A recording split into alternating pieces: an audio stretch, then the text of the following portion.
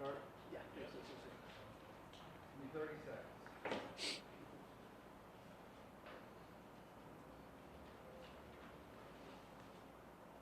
Just gonna start it.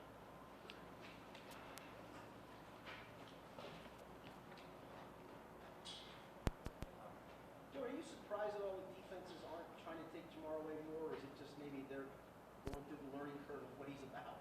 I hope they keep doing it. I hope they do. He's just going to keep making plays. If they do, that's what he does. Joe, can you talk about the back shoulder throw and how long does it take to get? I mean, you've been doing this with him for. Yeah. But that's got to be a big reason it works with him, isn't it? Because of the number of reps. Yeah, it's all about number of reps, communication. It's all a timing thing. So the way it works, if they don't get their eyes around by a certain yard line, you're not going to be able to make that throw because it's such a timing throw. So you always have to be ready for it, but you don't expect it at the same time. And so if a DB is playing high, you want to get your eyes around by 10 or 12 yards so you can make that back shoulder ball, because if he's not looking, it's just going to look like I threw the ball way out of bounds. And then he has to do a great job of adjusting to it and not expecting the ball. So it just takes a lot of reps. It's a timing route.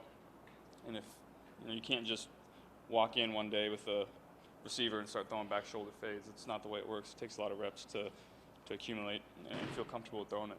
How do you know that he's expecting it? Just because we've done it so many times, you don't. It's not a thing that you do expect at the same time. It's just a look that the defense gives you that you have to be ready for. Has anything he's done over the past 7 weeks or camp surprised you at all? No, not at all. Nothing? No, he's a grinder. He's a worker that comes to work every day and prepares to play the way that he expects, and he's just getting better and better. Kind of a similar question. What has he improved on the most since the start of the season?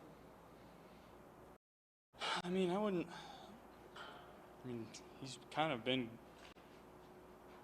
this good from the jump. He just has more games in the offense and more reps accumulated. Other than that, he's just getting better and better. What do you think his biggest gift is? He's got multi-talents, obviously. What do you think, as a quarterback, what do you think his biggest gift is? He has this way of. So when DBs play bail, they like to keep eyes on the quarterback, and he has this uncanny ability to get in their blind spot, and then DBs will try to squeeze off the sideline. That's what they're taught to do, and he's just too strong to get squeezed to the sideline, and then before they know it, he's past them. So he just does so many things well that he's hard to cover and hard to defend. What are you seeing on tape with this Jets defense, and how do you, as the leader of the team, not fall into what some could call a trap game? They're really, really good up front. Two inside guys are two of the best in the league at pushing the pocket. So we're gonna have to be stout up front. They do a good job of limiting explosive plays, keeping everything in front of them. So we're gonna have to be patient and take our opportunities when they're available. Joe, how would you evaluate your own receivers in the 50-50 ball? Is that something that you have a lot of faith in? You're going to throw in certain situations. You're going to throw that ball up, and you just trust T or Jamar or TV to come down with it. For sure, that's a big part of the game. When guys are in man coverage, they first have to stay with them, and then two, they got to make a play on the ball when it's in the air. And I trust my guys to go up and get it whenever they're in that situation. So I'm going to keep giving them opportunities. Do you think that's one of the areas where maybe your receiving core overall, not just Jamar, have shown improvement since the start of your rookie year? Yeah, absolutely. That's T's such a big receiver that it's tough to cover him when he makes those plays. We're in the middle of that breakout season at LSU in 19. Was there a key to keeping momentum going in the middle of that? And is there something that you take as you kind of are having the team break out a little bit here to keeping the focus and keeping that momentum rolling? It's just focus on getting better every day. We were always chasing the perfect game, and it's not really realistic to achieve. But you're always chasing that, and we're talking about it in there right now. We're not still haven't played our best game. We're 5-2. We're in a great spot, but we're not satisfied. We're going to keep going, keep coming to work every single day to get better. And the sky's the limit for us. You guys never got the perfect game that year, you don't think? No. I mean, it's impossible. Yeah. There's always somewhere where you can improve. One play, one technique, one footwork, something like that. Do you draw similarities to what's happening right now and what happened that year at all, or is that so different? I mean, it's different just because it's college NFL. It's different, but we got a lot of the same guys in there. We got 4 or 5 from that team, so we're just going to keep focused on getting better every day. What do you think's been the biggest difference in the offensive line play from the Week 2 game at Chicago to now? They're just playing better overall. They're winning their one-on-one matchups. They're not having as many mental mistakes, and we're doing a good job of chipping and finding ways to. So in this league, there's really, really good pass rushers, and it's unrealistic that you're going to block them all on every single play. So you just got to find ways to help those guys when there's opportunities to get the ball out fast and the play calling, and we're just doing a better job overall. Would you say Sunday's game was the most comfortable you felt in the pocket and sliding and doing all the baiting the rush? Yeah, I thought I did a really good job of, when I was pressured, of making subtle movements in the pocket to, just stay away from sacks and continue to make plays.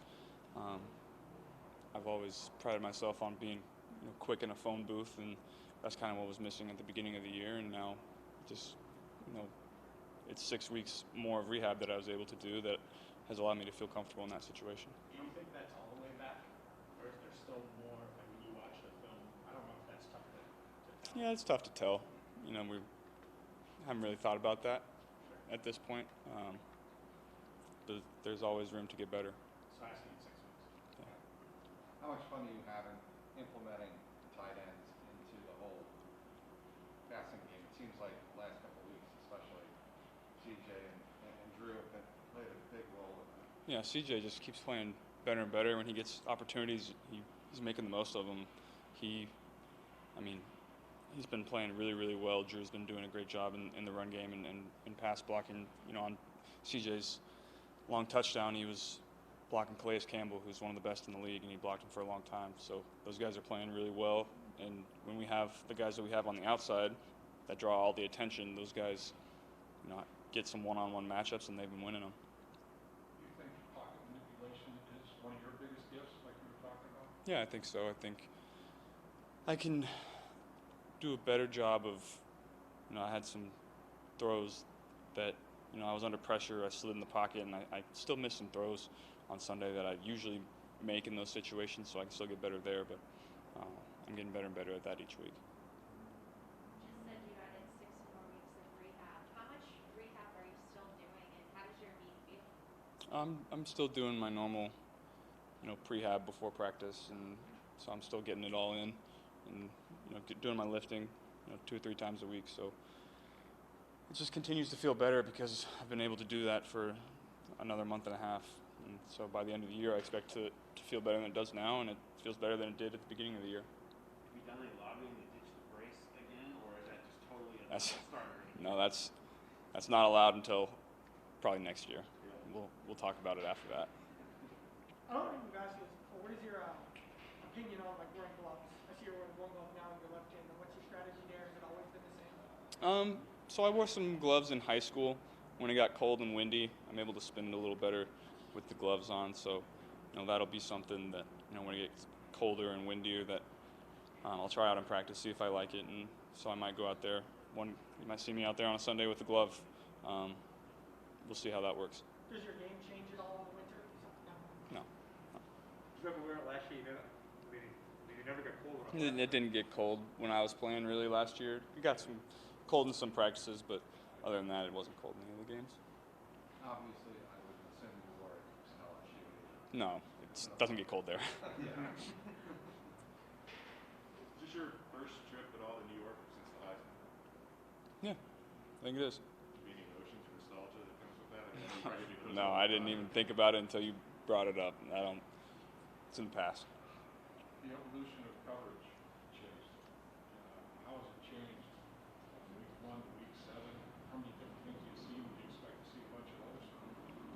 we got to be ready for everything. The way he's playing hasn't changed at all so far. Everyone just keeps playing him one-on-one, so we'll be ready for some double teams, some cloud. But when he gets his opportunities, he'll make the play. So we got to be ready for everything. But until then, we'll keep doing what we're doing. It's unusual for a guy.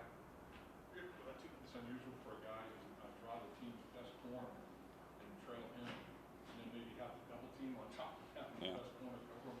That's a rare thing, isn't it? It's exciting. The guys that we have on the outside, we were talking about in the meeting today, that it's not often that you hope teams play man-to-man on every single snap, and the guys that we have out there, we hope every team does. Do you notice or feel like guys notice the increased attention on you guys the last few days after all? Yeah, for sure. But we got, Matter? Does that have any? I think we have to do a good job of staying focused, not getting complacent. We're in a place that we haven't been in a while, but we're not satisfied with where we are. We got to go out to practice every day, keep getting better, because other teams are going to keep getting better as well. We got bigger aspirations, like I said, than 5-2. So we're going to keep getting better every day. Go out to practice, get through our reps, come back in, watch the film, just keep grinding. Do you think that example starts with you? Does it start with Zach, or does it start? It starts with all the leaders on the team, not just me, all the captains, and then guys that have been here for a while, like CJ and Tyler, and guys that have won as well. So, I think we'll do a good job of it. We got smart, mature guys on the team that feel what I feel.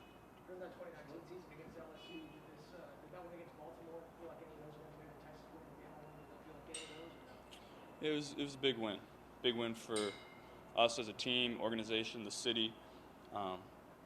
But it doesn't mean anything if we don't go out there and win this week and win the week after that and continue to stack these wins and keep getting better and better.